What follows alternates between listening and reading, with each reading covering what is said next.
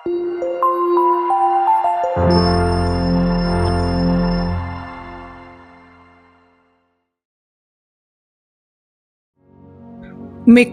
അധ്യായം 4. സിയോൻ രക്ഷാകേന്ദ്രം. അന്തിമ നാളുകളിൽ കർത്താവിൻ്റെ ആലയം സ്ഥിതി ചെയ്യുന്ന മല ഗിരിശൃംഗങ്ങൾക്ക് മുകളിൽ സ്ഥാപിക്കപ്പെടും. കുന്നുകൾക്ക് മുകളിൽ ഉയർത്തപ്പെടും. ജനതകൾ അവിടേക്ക് പ്രവഹിക്കും. വരുവിൻ, നമുക്ക് കർത്താവിൻ്റെ ഗിരിയിലേക്ക്, യാക്കോബിൻ്റെ ദൈവത്തിൻ്റെ ഭവനത്തിലേക്ക് പോകാം. അവിടുന്ന് തൻ്റെ മാർഗങ്ങൾ നമ്മെ പഠിപ്പിക്കും. നമുക്ക് അവിടുത്തെ വഴികളിലൂടെ നടക്കാം എന്ന് പറഞ്ഞുകൊണ്ട് അനേകം ജനതകൾ വരും. സിയോനിൽ നിന്ന് നിയമവും ജെറുസലേമിൽ നിന്ന് കർത്താവിൻ്റെ വചനവും പുറപ്പെടും. അവിടുന്ന് അനേകം ജനതകൾക്കിടയിൽ ന്യായം വിധിക്കും. വിദൂരസ്ഥമായ പ്രബല രാജ്യങ്ങൾക്ക് അവിടുന്ന് വിധിയാളനായിരിക്കും. അവർ തങ്ങളുടെ വാളുകൾ കൊഴുവായും കുന്തങ്ങൾ വാക്കത്തിയായും രൂപാന്തരപ്പെടുത്തും. ജനം ജനത്തിനെതിരെ വാളുയർത്തുകയില്ല.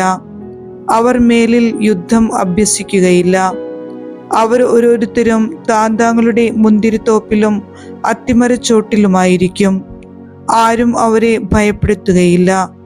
സൈന്യങ്ങളുടെ കർത്താവ് അരുളി ചെയ്തിരിക്കുന്നു. എല്ലാ ജനതകളും തങ്ങളുടെ ദൈവത്തിൻ്റെ നാമത്തിൽ ചരിക്കുന്നു. നാം നമ്മുടെ ദൈവമായ കർത്താവിൻ്റെ നാമത്തിൽ എന്നെന്നും വ്യാപരിക്കും. കർത്താവ് അരുളി ചെയ്യുന്നു, അന്നു ഞാൻ മുടന്തരെ ഒരുമിച്ച് കൂട്ടും. ചിതറിക്കപ്പെട്ടവരെയും ഞാൻ പീഡിപ്പിച്ചവരെയും ശേഖരിക്കും. മുടന്തരെ ഞാൻ എൻ്റെ അവശേഷിച്ച ജനമാക്കും. ബഹിഷ്കൃതരെ പ്രബല ജനതയാക്കും. അന്നു മുതൽ എന്നേക്കും സിയോൻ മലയിൽ കർത്താവ് അവരുടെ മേൽ വാഴും. അജഗണത്തിൻ്റെ ഗോപുരമേ, സിയോൻ പുത്രിയുടെ പർവ്വതമേ, പൂർവകാലത്തെ ആധിപത്യം, ഇസ്രായേൽ പുത്രിയുടെ രാജ്യത്വം നിന്നിലേക്ക് വരും. എന്തേ നീ ഇപ്പോൾ ഉച്ചത്തിൽ കരയുന്നു? നിനക്ക് രാജാവില്ലേ? നിന്റെ ഉപദേഷ്ടാവ് മരിച്ചുപോയോ? ഈറ്റുനോവ് പോലെ കഠിനവേദന നിന്നെ കീഴടക്കിയിരിക്കുന്നതെന്തുകൊണ്ട്? സിയോൻ പുത്രി, പ്രസവ വേദന അനുഭവിക്കുന്ന സ്ത്രീയെ പോലെ നീ വേദനയാൽ പുളയുക. നീ ഇപ്പോൾ ഈ നഗരം വിട്ടുപോയി വിജനപ്രദേശത്ത് വസിക്കേണ്ടി വരും. നീ ബാബിലോണിലേക്ക് പോകും. അവിടെ വച്ച് നീ രക്ഷിക്കപ്പെടും. കർത്താവ് നിന്നെ ശത്രുകരങ്ങളിൽ നിന്ന് വീണ്ടെടുക്കും. അനേകം ജനതകൾ നിനക്കെതിരെ സമ്മേളിച്ച് പറയുന്നു, അവൾ അശുദ്ധയാകട്ടെ, നമുക്ക് അവളുടെ നാശം കണ്ട് സന്തോഷിക്കാം. എന്നാൽ കർത്താവിൻ്റെ വിചാരങ്ങൾ അവർ അറിയുന്നില്ല. അവിടുത്തെ ആലോചനകൾ അവർ ഗ്രഹിക്കുന്നില്ല. മെതിക്കളത്തിൽ കറ്റയെന്ന പോലെ അവിടുന്ന് അവരെ ശേഖരിച്ചിരിക്കുന്നു. സിയോൻ പുത്രി, എഴുന്നേറ്റ് മെതിക്കുക. ഞാൻ നിന്റെ കൊമ്പ് ഇരുമ്പും കുളമ്പ് പിച്ചളയുമാക്കും. അനവധി ജനതകളെ നീ ചിതറിക്കും. അവരിൽ നിന്നെടുത്ത കൊള്ള മുതൽ നീ കർത്താവിന് അർപ്പിക്കും.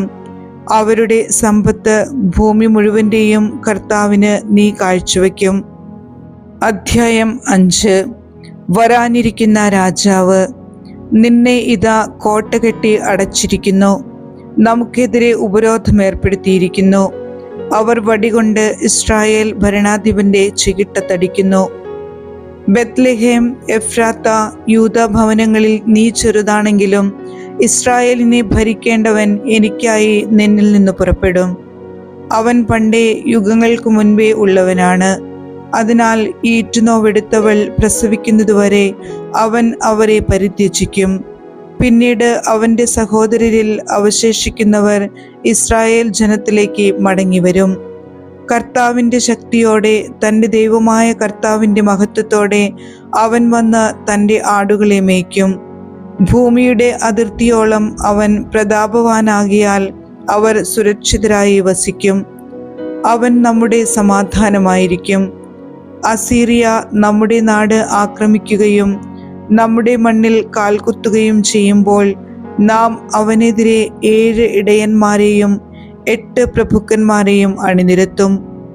അസീറിയയെ വാൾ കൊണ്ടും നിമ്രോ ദേശത്തെ ഊരിയ ഖഡ്ഗം കൊണ്ടും അവർ ഭരിക്കും. അസീറിയ നമ്മുടെ നാട് ആക്രമിക്കുകയും നമ്മുടെ അതിർത്തിയിൽ പ്രവേശിക്കുകയും ചെയ്യുമ്പോൾ അവൻ നമ്മെ രക്ഷിക്കും. അന്ന് യാക്കോബിൻ്റെ ഭവനത്തിൽ അവശേഷിക്കുന്നവർ അനേകം ജനതകളുടെ ഇടയിൽ കർത്താവ് വർഷിക്കുന്ന തുഷാരം പോലെയും പുൽത്തലപ്പുകളിലെ മഴത്തുള്ളി പോലെയും ആയിരിക്കും. അത് മനുഷ്യർക്കു വേണ്ടി തങ്ങി നിൽക്കുകയോ മനുഷ്യമക്കൾക്കു വേണ്ടി കാത്തു നിൽക്കുകയോ ചെയ്യുന്നില്ല. യാക്കോബിന്റെ ഭവനത്തിൽ അവശേഷിക്കുന്നവർ ജനതകൾക്കിടയിൽ, അനേകം ജനതകൾക്കിടയിൽ, വന്യമൃഗങ്ങൾക്കിടയിൽ സിംഹത്തെ പോലെയും ആട്ടിൻപറ്റത്തിൽ യുവസിംഹത്തെ പോലെയും ആയിരിക്കും. അത് ചവിട്ടിമെതിച്ചും ചീന്തിക്കീറിയും നടക്കും. രക്ഷിക്കാനാരും ഉണ്ടാവുകയില്ല. പ്രതിയോഗികളുടെ മീതെ നിന്റെ കരം ഉയർന്നു നിൽക്കും. നിന്റെ സർവ്വശത്രുക്കളും വിച്ഛേദിക്കപ്പെടും. കർത്താവ് അരുളി ചെയ്യുന്നു, അന്ന് നിന്റെ കുതിരകളെ ഞാൻ സംഹരിക്കും, നിന്റെ രഥങ്ങൾ നശിപ്പിക്കും. നിന്റെ ദേശത്തെ നഗരങ്ങൾ ഞാൻ നശിപ്പിക്കും, നിന്റെ ശക്തി ദുർഗങ്ങൾ ഞാൻ തകർക്കും. ആഭിചാരവൃത്തികളെല്ലാം നിന്നിൽ നിന്ന് ഞാൻ നീക്കം ചെയ്യും. നിനക്ക് ഇനിമേൽ പ്രശ്നം വയ്ക്കുന്നവരുണ്ടാവുകയില്ല. നിന്റെ വിഗ്രഹങ്ങളും സ്തംഭങ്ങളും ഞാൻ എടുത്തു കളയും. നിന്റെ തന്നെ കരവേലകൾക്ക് മുൻപിൽ ഇനിമേൽ നീ പ്രണമിക്കുകയില്ല. നിന്റെ അശേര പ്രതിഷ്ഠകളെ ഞാൻ നിർമൂലനം ചെയ്യും. നിന്റെ നഗരങ്ങളെ ഞാൻ നശിപ്പിക്കും. എന്നെ അനുസരിക്കാത്ത ജനതകളോട് ഞാൻ ക്രോധത്തോടെ പ്രതികാരം ചെയ്യും. അധ്യായം 6. ഇസ്രായേലിനെതിരെ ആരോപണം. കർത്താവ് പറയുന്ന വാക്കു കേൾക്കുക. എഴുന്നേറ്റ് പർവ്വതങ്ങളുടെ മുൻപിൽ നിന്റെ ആവലാതികൾ ബോധിപ്പിക്കുക. കുന്നുകൾ നിന്റെ ശബ്ദം കേൾക്കട്ടെ. പർവ്വതങ്ങളെ, ഭൂമിയുടെ ഉറപ്പുള്ള അസ്ഥിവാരങ്ങളെ, കർത്താവിൻ്റെ ആരോപണങ്ങൾ കേൾക്കുവിൻ. അവിടുന്ന് തൻ്റെ ജനത്തിനെതിരെ കുറ്റം ആരോപിക്കുന്നു, ഇസ്രായേലിനെതിരെ വാദിക്കുന്നു. എൻ്റെ ജനമേ, നിങ്ങളോട് ഞാൻ എന്തു ചെയ്തു? എങ്ങനെ ഞാൻ നിങ്ങൾക്ക് ശല്യമായി? ഉത്തരം പറയുവിൻ. ഞാൻ നിങ്ങളെ ഈജിപ്തിൽ നിന്ന് മോചിപ്പിച്ചു, അടിമത്തത്തിൻ്റെ ഭവനത്തിൽ നിന്ന് നിങ്ങളെ വീണ്ടെടുത്തു. നിങ്ങളെ നയിക്കാൻ മോശയെയും അഹ്റോനെയും മിരിയാമിനെയും അയച്ചു. എൻ്റെ ജനമേ, മോവാബ് രാജാവായ ബാലാക്ക് നിങ്ങൾക്കെതിരെ ആലോചിച്ച ഉപായങ്ങളും അവന് ബയോറിന്റെ മകൻ ബാലാം നൽകിയ മറുപടിയും ഓർക്കുക. ഷിത്തിം മുതൽ ഗിൽഗാൽ വരെ സംഭവിച്ചത് സ്മരിക്കുക. അങ്ങനെ കർത്താവിൻ്റെ രക്ഷാകരമായ പ്രവൃത്തികൾ ഗ്രഹിക്കുക. കർത്താവിൻ്റെ മുൻപിൽ ഞാൻ എന്തു കാഴ്ചയാണ് കൊണ്ടുവരേണ്ടത്? അത്യുന്നതനായ ദൈവത്തിൻ്റെ മുൻപിൽ ഞാൻ എങ്ങനെയാണ് കുമ്പിടേണ്ടത്? ദഹനബലിക്ക് 1 വയസ്സുള്ള കാളക്കിടാവുമായിട്ടാണോ ഞാൻ വരേണ്ടത്? 1000കണക്കിന് മുട്ടാടുകളിലും 10,000കണക്കിന് എണ്ണപ്പുഴകളിലും അവിടുന്ന് സംപ്രീതനാകുമോ? എൻ്റെ അതിക്രമങ്ങൾക്ക് പരിഹാരമായി എൻ്റെ ആദ്യജാതനെ ഞാൻ നൽകണമോ? ആത്മാവിൻ്റെ പാപത്തിനു പകരം ശരീരത്തിൻ്റെ ഫലം കാഴ്ചവെക്കണമോ? മനുഷ്യ, നല്ലതെന്തെന്ന് അവിടുന്ന് നിനക്ക് കാണിച്ചു തന്നിട്ടുണ്ട്. നീതി പ്രവർത്തിക്കുക, കരുണ കാണിക്കുക, നിന്റെ ദൈവത്തിൻ്റെ സന്നിധിയിൽ വിനീതനായി ചരിക്കുക. ഇതല്ലാതെ മറ്റെന്താണ് കർത്താവ് നിന്നിൽ നിന്ന് ആവശ്യപ്പെടുന്നത്? കർത്താവിൻ്റെ ശബ്ദം നഗരത്തിൽ മുഴങ്ങുന്നു. അവിടുത്തെ നാമത്തെ ഭയപ്പെടുകയാണ് യഥാർത്ഥ ജ്ഞാനം. ഗോത്രങ്ങളെ, നഗരസഭയെ കേൾക്കുവിൻ. ദുഷ്ടരുടെ ഭവനത്തിലെ തിന്മയുടെ നിക്ഷേപങ്ങളും ശക്തമായ കള്ള അളവുകളും എനിക്ക് മറക്കാനാവുമോ? കള്ളത്തുലാസും കള്ളക്കട്ടികളും കൈവശം വയ്ക്കുന്നവനെ ഞാൻ വെറുതെ വിടുമോ? നിന്റെ ധനികരത്രയും അക്രമാസക്തരാണ്. നിന്റെ നിവാസികൾ വ്യാജം പറയുന്നു, അവരുടെ നാവുകൾ വഞ്ചന നിറഞ്ഞതാണ്. അതിനാൽ നിന്നെ ഞാൻ അതികഠിനമായി പീഡിപ്പിക്കാൻ തുടങ്ങിയിരിക്കുന്നു. നിന്റെ പാപങ്ങൾ നിമിത്തം നിന്നെ ഞാൻ വിജനമാക്കും. നീ ഭക്ഷിക്കും, എന്നാൽ തൃപ്തി വരുകയില്ല. ഉദരത്തിൽ നിന്ന് വിശപ്പ് വിട്ടകലുകയില്ല. നീ നീക്കിവെക്കും, എന്നാൽ ഒന്നും സമ്പാദിക്കുകയില്ല. സമ്പാദിച്ചാൽ തന്നെ അത് ഞാൻ വാളിനിരയാക്കും.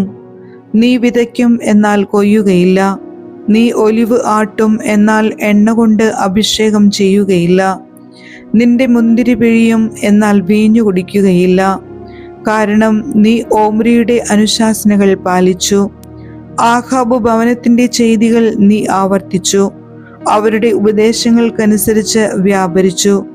അതിനാൽ ഞാൻ നിന്നെ ശൂന്യമാക്കും, നിന്റെ നിവാസികളെ പരിഹാസ വിഷയമാക്കും. അങ്ങനെ നീ ജനതകളുടെ നിന്ദനമേൽക്കും. അധ്യായം 7. ജനത്തിന്റെ ധാർമ്മികാധപതനം. എനിക്ക് ഹാ കഷ്ടം! ഗ്രീഷ്മകാല ഫലങ്ങൾ ശേഖരിക്കുകയും മുന്തിരിപ്പഴങ്ങൾ പറിക്കുകയും ചെയ്തതിനു ശേഷം കാല പെറുക്കുന്നവനെ പോലെ ആയിരിക്കുന്നു ഞാൻ. തിന്നാൻ ഒരു മുന്തിരിക്കുലയോ അത്തിയുടെ അഭികാമ്യമായ കടിഞ്ഞൂൽ ഫലങ്ങളോ ഇല്ല. ദൈവഭക്തരായവർ ഭൂമുഖത്തു നിന്ന് അപ്രത്യക്ഷരായിരിക്കുന്നു. മനുഷ്യരുടെ ഇടയിൽ സത്യസന്ധരായി ആരുമില്ല. അവരെല്ലാവരും രക്തത്തിനു വേണ്ടി പതിയിരിക്കുന്നു. ഓരോരുത്തരും സ്വസഹോദരനെ കുടുക്കാൻ വലവിരിക്കുന്നു. തിന്മ പ്രവർത്തിക്കാൻ അവൻ ഉത്സാഹത്തോടെ കൈനീട്ടുന്നു. രാജാവും ന്യായാധിപനും കൈക്കൂലി ആവശ്യപ്പെടുന്നു. ഉന്നതന്മാർ ദുരാഗ്രഹങ്ങൾ വെളിപ്പെടുത്തുന്നു. അങ്ങനെ അവർ ഒരുമിച്ച് അത് നെയ്തെടുക്കുന്നു. അവരിൽ ഏറ്റവും ഉത്തമൻ ഒരു മുൾച്ചെടി പോലെയും ഏറ്റവും സത്യസന്ധൻ ഒരു മുള്ളുവേലി പോലെയും ആണ്. അവരുടെ കാവൽക്കാർ അറിയിച്ച ദിനം, ശിക്ഷയുടെ ദിനം വന്നു കഴിഞ്ഞു. അവർക്ക് സംഭ്രാന്തിയുടെ സമയമായി. അയൽക്കാരനെ വിശ്വസിക്കരുത്, സ്നേഹിതനിൽ വിശ്വാസമർപ്പിക്കരുത്. നിന്റെ മടിയിൽ ശയിക്കുന്നവളുടെ മുൻപിൽ അധരകവാടം തുറക്കരുത്. പുത്രൻ പിതാവിനോട് നന്ദിയോടെ വർത്തിക്കുന്നു. മകൾ അമ്മയ്ക്കും മരുമകൾ അമ്മായിയമ്മയ്ക്കും എതിരെ നിലകൊള്ളുന്നു. സ്വന്തം കുടുംബത്തിലെ അംഗങ്ങൾ തന്നെ ഒരുവന് ശത്രുക്കളായി തീരുന്നു. എൻ്റെ ദൈവം എൻ്റെ പ്രാർത്ഥന കേൾക്കും. രക്ഷയുടെ വാഗ്ദാനം. എൻ്റെ ശത്രുക്കളെ എന്നെക്കുറിച്ച് ആഹ്ലാദിക്കേണ്ട. വീണാലും ഞാൻ എഴുന്നേൽക്കും. ഞാൻ ഇരുട്ടിലിരുന്നാലും കർത്താവ് എൻ്റെ വെളിച്ചമായിരിക്കും. അവിടുന്ന് എനിക്ക് വേണ്ടി വാദിക്കുകയും എനിക്ക് നീതി നടത്തിത്തരികയും ചെയ്യുന്നതുവരെ ഞാൻ കർത്താവിൻ്റെ രോഷം സഹിക്കും. ഞാൻ അവിടുത്തേക്കെതിരായി പാപം ചെയ്തു പോയി. അവിടുന്ന് എന്നെ വെളിച്ചത്തിലേക്ക് നയിക്കും. ഞാൻ അവിടുത്തെ രക്ഷ ദർശിക്കും. എൻ്റെ ശത്രുക്കൾ അത് കാണും. നിന്റെ ദൈവമായ കർത്താവ് എവിടെ എന്ന് ചോദിച്ചവളെ ലജ്ജ മൂടിക്കളയും. തെരുവിലെ ചേറുപോലെ അവൾ ചവിട്ടി തേക്കപ്പെടും. ഞാൻ അവളുടെ പതനം കൊണ്ട് ആഹ്ലാദിക്കും. നിന്റെ മതിലുകൾ പുനരുദ്ധരിക്കപ്പെടുന്ന ദിനം വരുന്നു.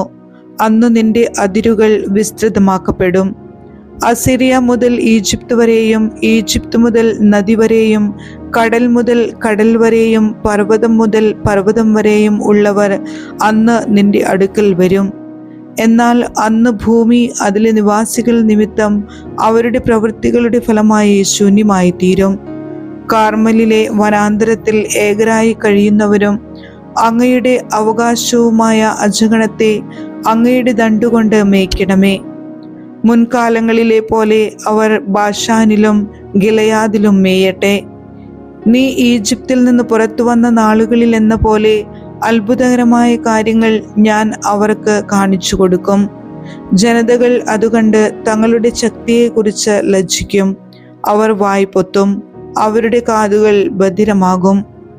സർപ്പങ്ങളെപ്പോലെ ഭൂമിയിൽ ഇഴയുന്ന ജീവികളെപ്പോലെ അവർ പൊടി നക്കും. ശക്തി ദുർഗങ്ങളിൽ നിന്ന് അവർ വിറവുകൊണ്ട് ഇറങ്ങി വരും.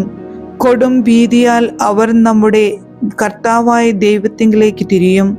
അവർ അങ്ങുനിമിത്തം ഭയചകിതരാകും. തൻ്റെ അവകാശത്തിൻ്റെ അവശേഷിച്ച ഭാഗത്തോട് അവരുടെ അപരാധങ്ങൾ പൊറുക്കുകയും അതിക്രമങ്ങൾ ക്ഷമിക്കുകയും ചെയ്യുന്ന അങ്ങയെപ്പോലെ ഒരു ദൈവം വേറെ ആരുണ്ട്? അവിടുന്ന് തൻ്റെ കോപം എന്നേക്കുമായി വച്ചു പുലർത്തുന്നില്ല. എന്തെന്നാൽ അവിടുന്ന് കാരുണ്യത്തിൽ ആനന്ദിക്കുന്നു. അവിടുന്ന് വീണ്ടും നമ്മോട് കാരുണ്യം കാണിക്കും. നമ്മുടെ അകൃത്യങ്ങളെ അവിടുന്ന് ചവിട്ടിമെതിക്കും. ആഴിയുടെ അഗാധങ്ങളിലേക്ക് നമ്മുടെ പാപങ്ങളെ അവിടുന്ന് തൂത്തെറിയും. പൂർവകാലം മുതൽ ഞങ്ങളുടെ പിതാക്കന്മാരോട് വാഗ്ദാനം ചെയ്തിരുന്നതുപോലെ അങ്ങ് യാക്കോബിനോട് വിശ്വസ്തതയും അബ്രാഹത്തോട് കാരുണ്യവും കാണിക്കും.